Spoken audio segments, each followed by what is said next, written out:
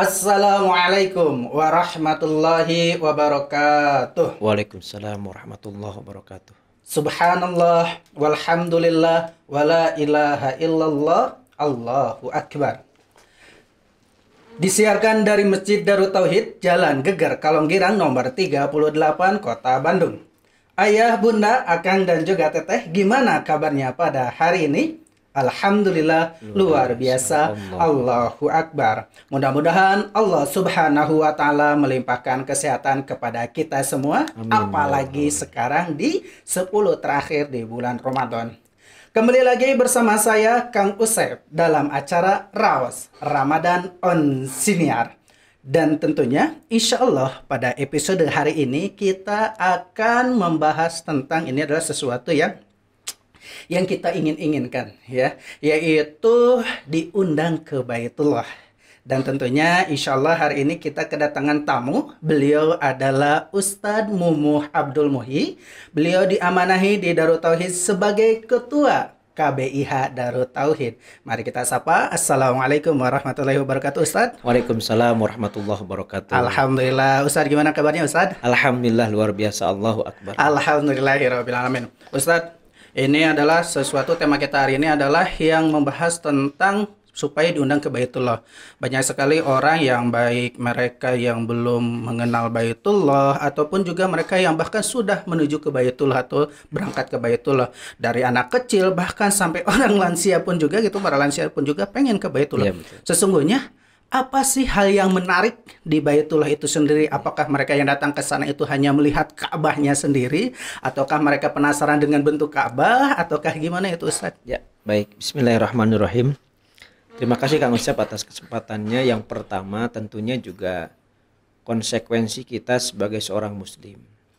Maka ketika kita seorang muslim, konsekuensinya adalah melakukan atau melaksanakan dari 5 rukun tersebut. Ya, 5 rukun. Rukun yang pertama kan kita sudah masuk dalam Islamnya sendiri dengan bersyahadatnya. Maka konsekuensi selanjutnya adalah bagaimana kita melaksanakan yang keempatnya lagi. Sholat, puasa, zakat, dan ibadah haji. Karena ibadah haji menjadi bagian rukun yang harus dilakukan oleh setiap orang.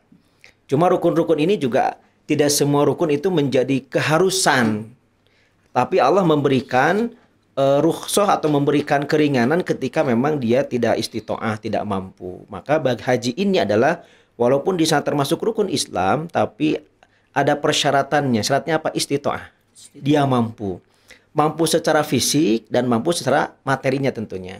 Itu yang pertama. Yang kedua, ya tidak bisa dipungkiri karena ini menjadi rukun Islam, setiap orang pasti merindukan yang namanya Baitullah, rumahnya Allah, ya.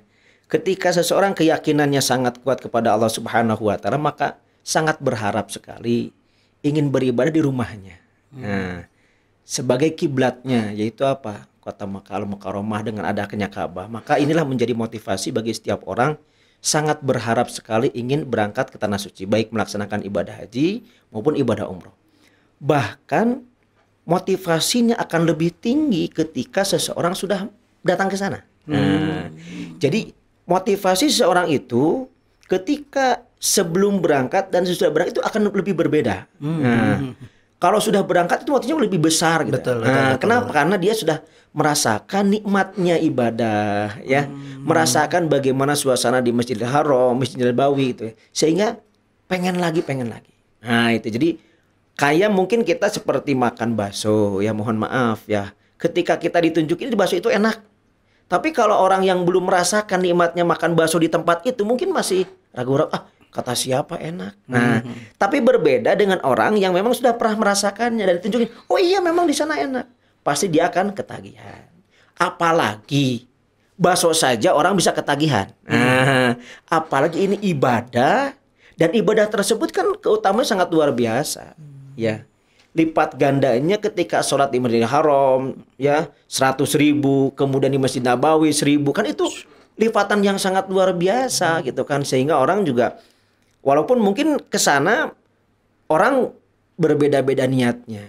Nah, maka kalau kami di sini maka kepada jemaah memastikan terlebih dahulu meluruskan niat ke sana ya. Jangan sampai niat ke sananya niat apa? Niat wisata. Itu kan juga salah gitu kan. Jangan sampai kita justru di sana kita akan ibadah ya, yang ibadah ini bisa jadi sangat ditunggu-tunggu sekali. Apalagi ibadah haji. Ibadah haji untuk sekarang saja, ketika kita daftar tahun ini itu harus nunggunya cukup lama.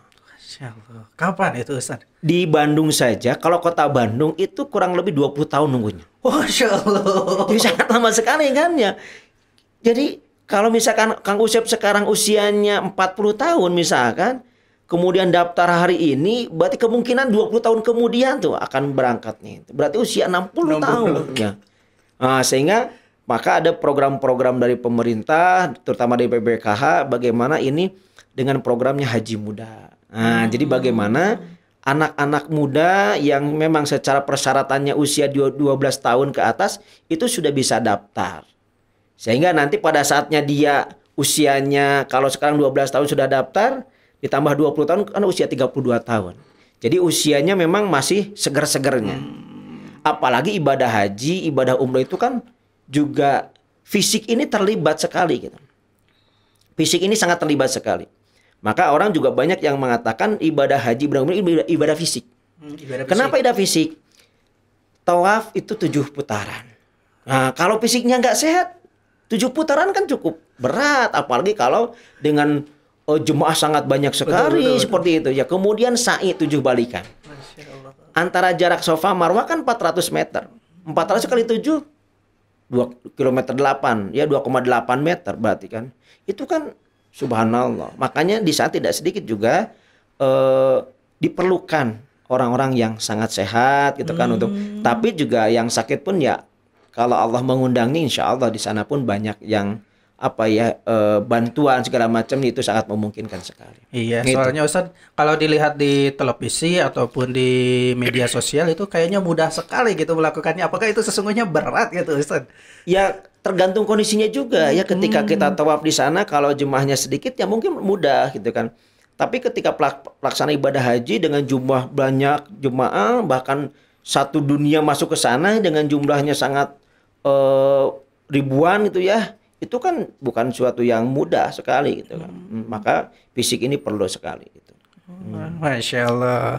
Bagi sahabat-sahabat nih yang sudah ada keinginan nih, cuman bingung untuk biayanya gitu. Iya. Kemanakah mereka gitu kan harus? Ya, untuk biaya, jadi ketika seseorang ingin mendapatkan porsi haji, dengan kita datang ke bank dengan membuka rekening haji dan memasukkan ke rekening kita ada kurang lebih 25 juta.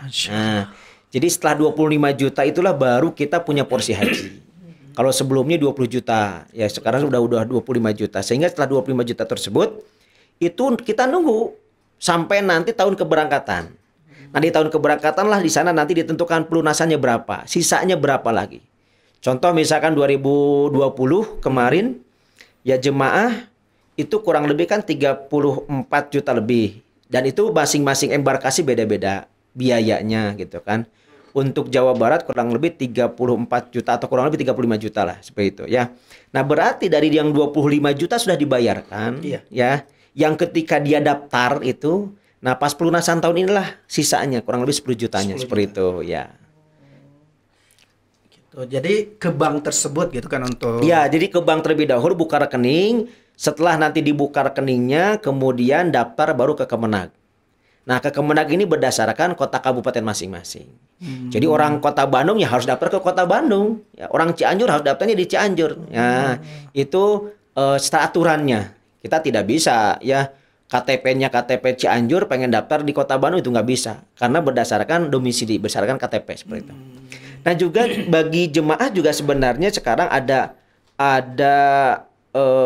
lembaga-lembaga yang membantu. Nah, kan untuk 25 juta tidak semua orang bisa langsung punya. Betul. Nah, itu ya. Tidak langsung punya.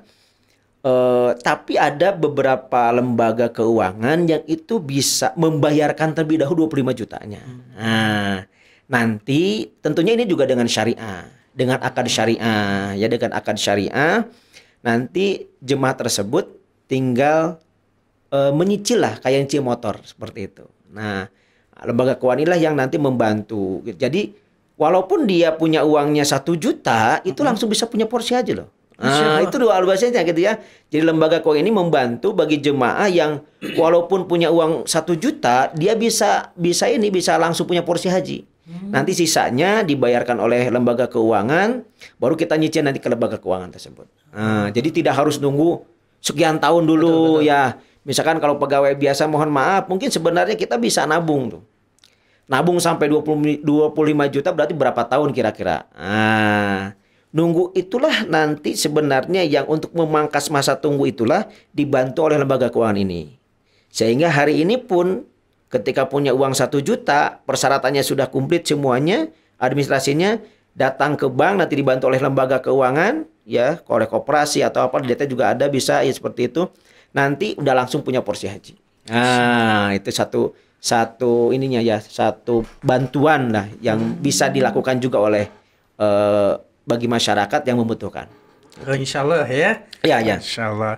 Baik juga dan Ustadz, bagaimana sih caranya? Ya, ini tuh udah ada keinginan, aduh pengen berangkat. Nah itu apakah itu datanya harus, apalagi kan kebanyakannya biayanya, aduh pengen nabung supaya berangkat gitu kan? Apakah hanya dari keinginannya saja atau tidak itu Ustadz? Ya, diawali dengan keinginan sebenarnya. Ya makanya saya sering memberikan satu aktivitas atau satu kegiatan yang namanya Spiritu Baitullah. Jadi memotivasi masyarakat jemaah yang ingin berangkat haji, itu memotivasi seperti itu, yang belum punya porsi haji tentunya. Nah, di dalam materi tersebut dan kita pun mencoba menjabarkan dari apa yang guru kita sampaikan. Jadi di guru kita menyampaikan ada konsep dengan 5 beraninya. 5 berani. Yang pertama kan harus punya berani bercita-cita terlebih dahulu. Kita harus punya keinginan terlebih dahulu, punya cita-cita terlebih dahulu. Mau nggak berangkat ke tanah suci? Mau nggak umroh? Mau nggak haji? Itu kan. Itu yang pertama harus dibangun dulu. Kalau dari awal juga sudah tidak keinginan punya niat seperti itu, ya udah nggak bisa diwujudkan. Karena itu sebagai tujuan kita, tujuan kita ke depannya ya udah itu tujuan kita. Setelah kita berani bercita-cita, kita yang keduanya harus berani memulai. Tanpa memulai kan kita tidak akan sampai-sampai. Hatta kita hanya saya pengen sampai ke Kang Usep ke sana, tanpa saya melangkahkan kaki kan nggak bisa nyampe ke Kang Usep gitu kan. Dengan kita memulai langkahnya apa? Yang pertama ya, karena tentunya juga ibadah haji salah satunya adalah harus istitoah secara materi, berarti apa? Mulai buka tabungan hajinya. Berapapun aja itu ya. Ya berapapun aja dulu, yang penting kan niat dulu kan gitu. Nanti insya Allah berikan jalannya. Ini sebagai tasyakur binikmah ya. Saya dulu juga sama ya, ketika tahun 2000 kalau tidak salah, tahun 2000 saya masuk ke sini, kemudian juga saya melihat teman-teman di sini juga ada yang terus berangkat ya, mendampingi jemaah gitu ya. Saya pun berkeinginan seperti itu. Dan saya juga nanya kepada teman-teman yang sudah senior di sini, bertanya, apa sih resepnya? Udah buka tabungan aja dulu. Akhirnya saya waktu pun buka tabungan haji ya. Waktu itu buka tabungan haji yang pertama bukanya 50.000. Nah, buka tabungan ya. Kemudian yang keduanya ada 250.000, saya tabungan lagi.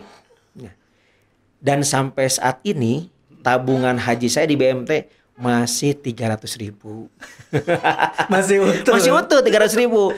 Tapi qadarullahnya, alhamdulillahirabbil alamin, Allah mengundang saya. Itu. Dari awal dengan apa? Berani bercita-cita terlebih dahulu. Yang keduanya berani memulai. Mulai dengan apa? Ya buka tabungan aja dulu lah. Sebagai niat kita untuk mencapai tujuan kita, mulai dengan apa? Nyisihkan uang sedikit-sedikit. Kalaupun mau, ya tadi dengan cicilan tersebut, misalkan ya, saya juga punya nih, misalkan bisa nyisihkan dalam sebulan, saya sebenarnya bisa nyimpen 750.000 misalkan ya. Ya udah aja gitu kan.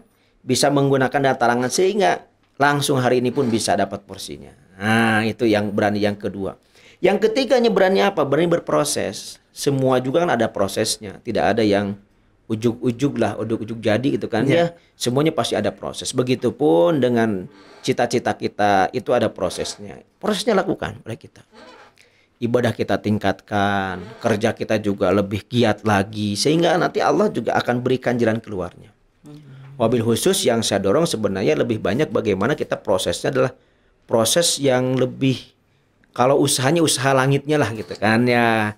Karena ini kan sebuah undangan dari Allah. Betul. Ya, undangan dari Allah. Kalau undangan itu kan layaknya misalkan Kang Usep waktu mau nikah ya. Itu yang diundang siapa Kang Usep? Ya gitu kan. Iya, betul. Berarti kan yang diundang yang dekat dengan kita, yang kita kenal, keluarga kita, berarti kan. Nah, ibadah haji kan undangan Allah. Betul. Nah, berarti bagaimana kita memposisikan diri kita adalah orang-orang yang layak diundang oleh Allah. Nah, kira-kira Allah layaknya mengundang siapa saja sih? Kalau memang layaknya orang yang sering baca Quran, berarti bagaimana kita menjadikan diri kita itu yang rajin atau istiqomah untuk baca Quran. Kalau Allah memang layaknya mengundang orang-orang yang rajin sholat, baik sholat wajib maupun sholat sunnahnya, berarti kita pun orang-orang yang masuk di sana.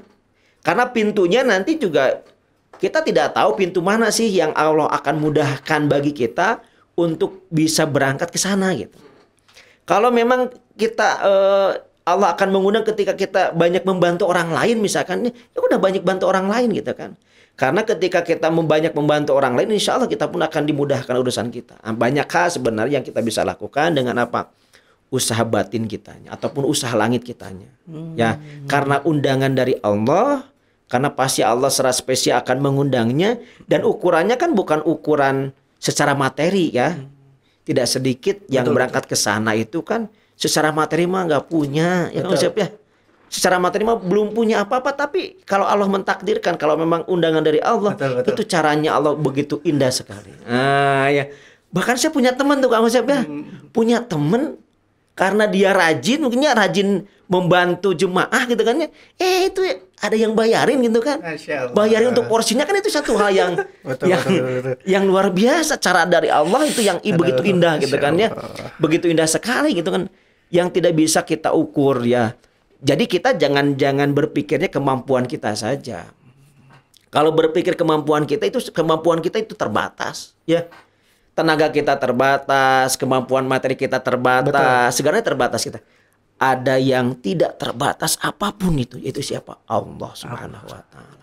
Ketika kita melakukannya ikhlas, apapun yang kita lakukannya ikhlas, insya Allah Allah berikan jalan keluarnya. Allah akan undang kita dengan berbagai macam cara yang itu begitu indah caranya. Ya. Yang saya alhamdulillahirabbil alamin. Yang saya coba rasakan selama saya di Darut Tauhid, alhamdulillah syariatnya Darut Tauhid, saya diamanahi di sini ya. Jalannya di sini sehingga saya alhamdulillah gitu kan ya, bisa mendampingi jemaah berangkat ke tanah suci. Bahkan yang terakhir alhamdulillah 2019 saya juga bisa berangkat ke tanah suci. Padahal kalau secara secara duniawinya lah waktu itu. Waktu itu saya diamanahi di Darut Tarbiyah. Oh tidak salah, waktu itu Darut Tarbiyah.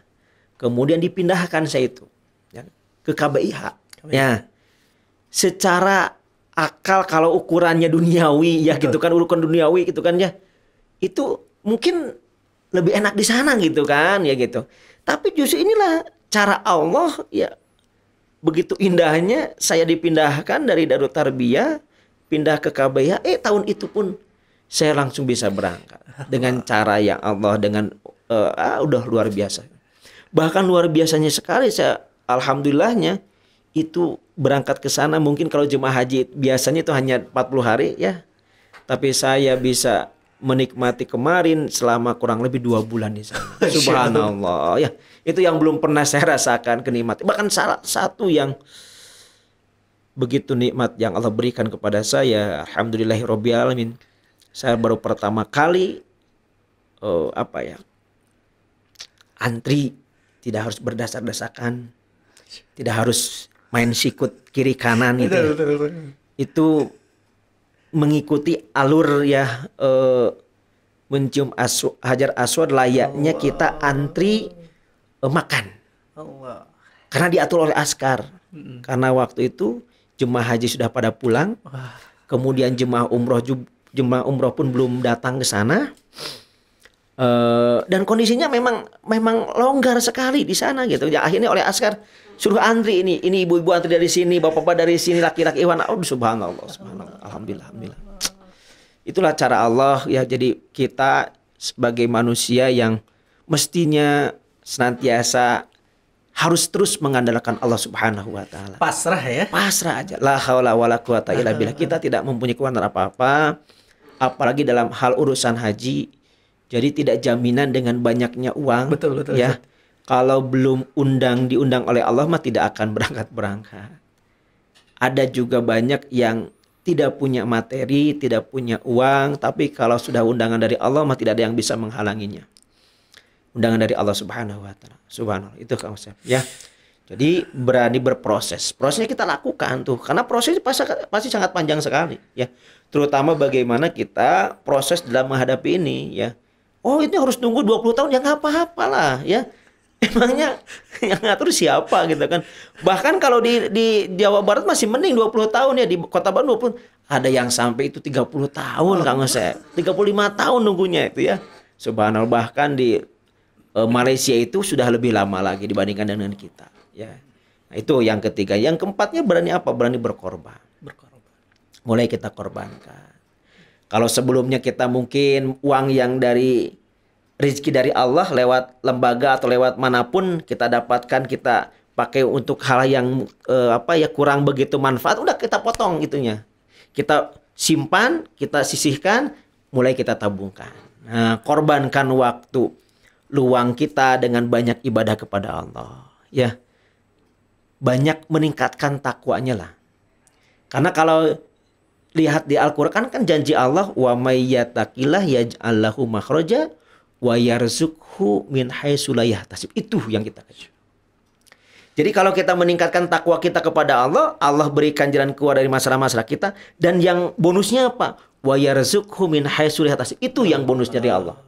Akan diberikan rezeki yang tidak disangka-sangka oleh kita. Itu kan subhanallahnya kan luar biasa di sana ya. Rezeki yang tidak disangka-sangka gitu kan. Banyak hal yang ketika kita mencoba lebih dekat dengan Allah, ya lebih mendekatkan diri kepada Allah, itu sudah satu hal kepastian yang Allah janjikan, itu suatu yang pasti akan terjadi. Jangan ragukan apa yang Allah firmankan kepada kita lewat Al-Quran. Itu pasti. Hanya dengan kita meningkatkan ketakwaan kita kepada Allah, masalah diberikan jalan keluarnya, diberikan bonus. Bonusnya apa? Wa yarzuqhu min haitsu la yahtasib. Maka korbankan. Untuk lebih banyaknya dipakainya udahlah mendekat kepada Allah. Banyak ibadah kepada Allah. Nanti undangan dari Allah itu insya Allah akan mudah. Yang keempat ya. Yang kelimanya apa? Berani evaluasi diri. Kalau belum mencapai targetnya, evaluasi diri. Oh, apa yang kurang nih? Kalau tahun ini belum juga kita terkumpul, atau belum juga ini, kenapa nih saya nih kurangnya apa? Oh, mungkin kurang ibadah, kurang sedekah, kurang kitanya banyaknya mengevaluasi diri kita. Mungkin pasti banyak yang kurangnya kita lakukan. Belum totalitas kepada Allahnya, bisa jadi seperti itu. Nah, itu tips-tipsnya bagaimana kita supaya mudah-mudahan. Makanya dalam yang saya lakukan adalah materi ini dikatakan dengan mewujudkan impian menjadi kenyataan. Nah, jadi bagaimana setiap orang kan punya keinginan. Betul. Jadi wujudkan dengan 5 berani ini, insya Allah mudah-mudahan jadi kenyataan. Nah, gitu usahanya, tipsnya lah ya, berbagi tipsnya. Itu Kang Usep, mangga. Masya Allah, Ustadz. Dan juga ini kan sampai menunggu ya. Tadi udah menabung dari muda gitu kan. Nah, kalaupun mohon maaf Allah tidak nakdirkan, contoh meninggal. Nah, itu dari biaya tersebut apakah bisa untuk saudaranya ataukah dikembalikan lagi, Ustaz? Ya, yang pertama ketika dia sudah berniat, sudah punya porsinya, tentunya juga ini tidak disia-siakan oleh Allah Subhanahu wa taala. Dan yang meninggal itu makan ketentuan Allah Subhanahu wa taala. Sudah Allah catat bahwa si fulan ini adalah sudah haji. Kenapa? Karena sudah dia tinggal menunggu keberangkatannya. Itu yang pertama. Yang kedua, bagaimana dengan porsinya? Apakah porsi ini bisa dilimpahkan? Tentunya bisa. Ada 2, bisa dicabut porsinya, bisa dibatalkan porsinya. Tentunya ini sangat sayang sekali kalau dibatalkan gitu ya. Yang kedua, bisa dilimpahkan porsinya. Tentunya kepada siapa? Ahli warisnya. Jadi kalau misalkan ibu bapak, misalkan suami istri ya, yang berangkatnya ternyata misalkan salah satunya meninggal dunia, ini diwariskan kepada siapa? Kepada anaknya dulu. Anaknya misalkan ada nggak anaknya yang ini? Berarti kalau anaknya tidak ada, tidak punya anak, berarti tinggal cari kakak adik dari yang meninggal tersebut. Nah, atau ke ibunya juga bisa, misalkan ke ibu bapaknya, misalkannya itu boleh seperti itu. Jadi bisa diwariskan, yang penting ke ahli waris, diwariskannya seperti itu.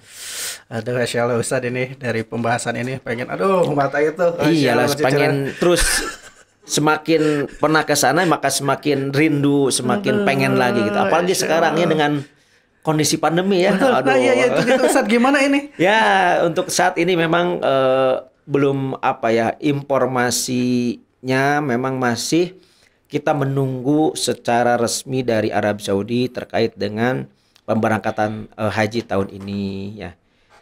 Kalau pelaksanaan ibadah hajinya insya Allah sih ada pelaksanaan ibadah haji. Cuman apakah Arab Saudi mengundang semua negara ya untuk melaksanakan ibadah haji tersebut atau tidak itu.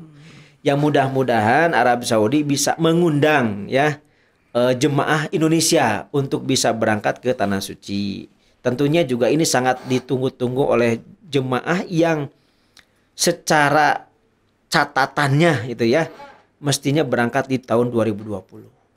Ya, begitu merindukan sekali para jemaah 2020 mereka tidak tidak jadi berangkat karena kondisi pandemi. Sekarang masuk 2021 juga belum juga ada informasi, tapi mudah-mudahan semuanya yang terbaik dari Allah Subhanahu wa taala. Manusia punya rencana, Allah lah yang mentakdirkan. Yang bisa jadi harapannya pengen ke sana tapi kan itu juga belum tentu yang terbaik dari Allah.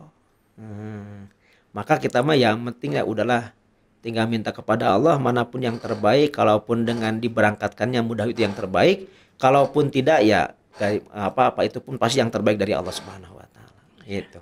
Insya Allah kalau kitanya lapang mah enak, mau berangkat mau tidak pun pasti akan enak.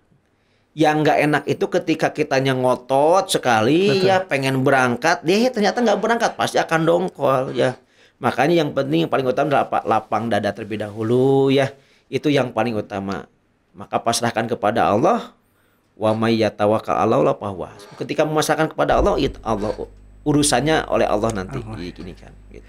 Masya Allah Ustaz, ini tak terasa waktu pun juga yang telah memisahkan kita. Oh gitu ya. Masya Allah Ustaz, pengen lagi. Tapi Ustaz, sebelum kita menutupi untuk acara ini, Ustaz boleh melantunkan Ustaz untuk melantunkan talbiyah Ustaz pada baik para sahabat-sahabat semua, mudah-mudahan dengan lantunan talbiyah ini kita semakin rindu, semakin pengen untuk berangkat ke tanah suci. Ya mudah-mudahan juga bagi sahabat-sahabat yang belum diundang oleh Allah, mudah-mudahan segera Allah undang dengan cara Allah yang terbaik. Bagi yang sudah pun tentunya juga masih terus merindukan untuk kembali ke sana, yang mudah-mudahan juga terus diundang oleh Allah Subhanahu wa taala. Bismillahirrahmanirrahim. Labbaik Allahumma labbaik.